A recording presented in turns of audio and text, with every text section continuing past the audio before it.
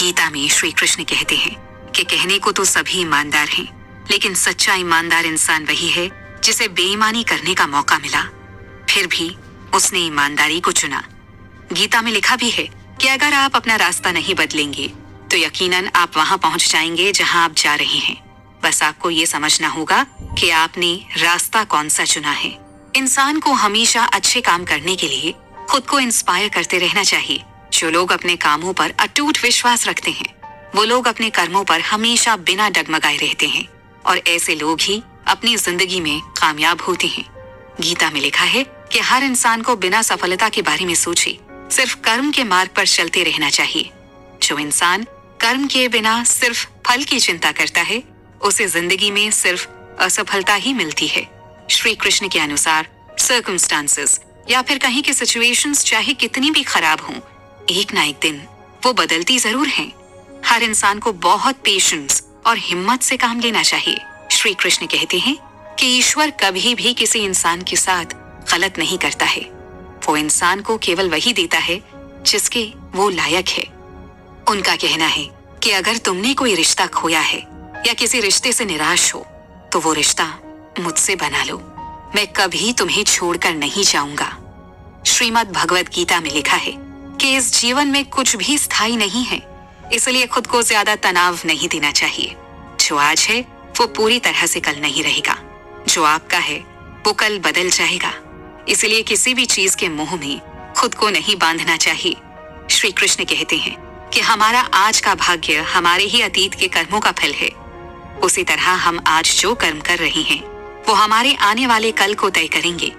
इसलिए हमें हमेशा अपने कर्म अच्छे रखने चाहिए ताकि हमें इसका फल भी अच्छा ही मिले। उन्होंने कहा कि उन लोगों के कर्जदार और वफादार हमेशा रहिए जिन्होंने आपके बुरे समय में आपका साथ दिया। अंजाम की खबर तो कर्ण को भी थी, लेकिन बात तो मित्रता निभाने की थी। इसलिए सबसे जरूरी बात जो कभी नहीं भूलनी है वो ये है कि आप हर रिश्ते और हर बात के लिए ईमानदारी और भरोसे का साथ ना छोड़ें। इसके साथ ही कृष्ण कहते हैं शांति, सौम्यता, मौन, आत्मसंयम और पवित्रता, ये पांचों चीजें मन को डिसिप्लिन्ड और कंट्रोल करती हैं। हर इंसान में ये सारे गुण होने चाहिए, तभी वो सही मार्ग पर चल सकता है। श्रीमद् भगवद गीता में कहा गया है कि आप किसी का भाग्य नहीं बदल सकते, लेकिन हम उसे अच्छी प्रेरणा देकर उसका मार्गदर्शन तो कर ही सकते हैं। उनका कहना है कि जिंदगी में कभी भी मौका मिले तो सारथी बनना, स्वार्थी नहीं।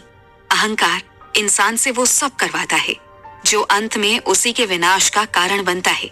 इसलिए इंसान को जितना जल्दी हो सके अपना अहंकार त्याग देना चाहिए। और कर्म वो फसल है जिसे इंसान को हर हाल में खुद काटना ही पड़ता है। इसलिए हमेशा अच्छे बीज बोएं ताकि फसल अच्छी हो, और अहंकार से जितना हो सके उतना दूर रहना चाहिए। श्री कृष्ण ने समय की इम्पोर्टेंस को भी बताया है और ये बताया है कि हमें समय पर कर्तव्यों का पालन करना चाहिए और सही दिशा में आगे बढ़ना चाहिए।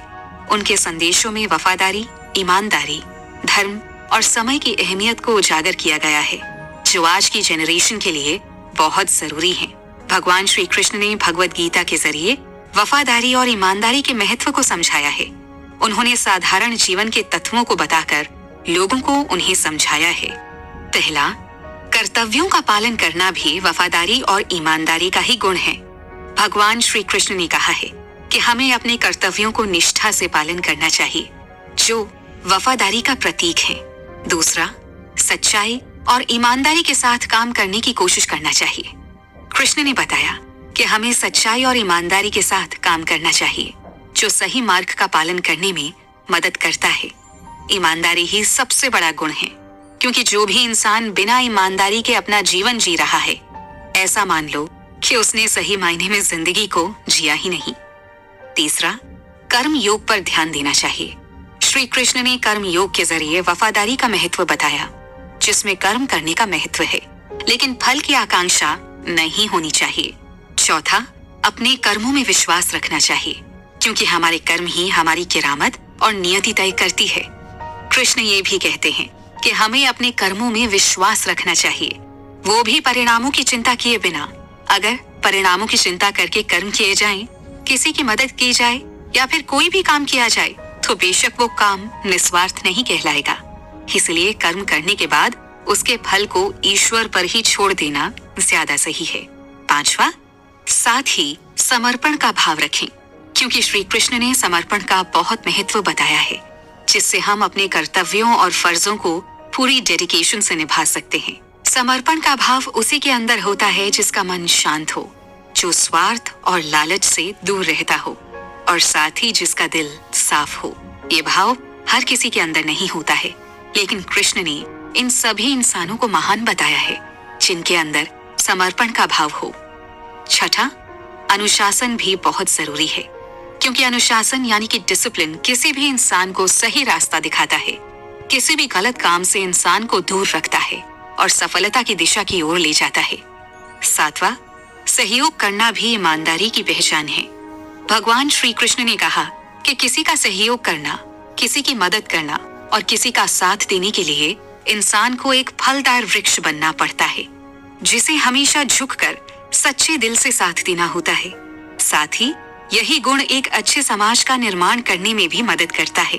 विवेकपूर्ण फैसला लेना भी अच्छी समझ को दिखाता है। श्री कृष्ण ने अच्छी सोच और समझ के साथ शांति से फैसले लेने की बात को एक बेहद अलग नजरिए से पेश किया है।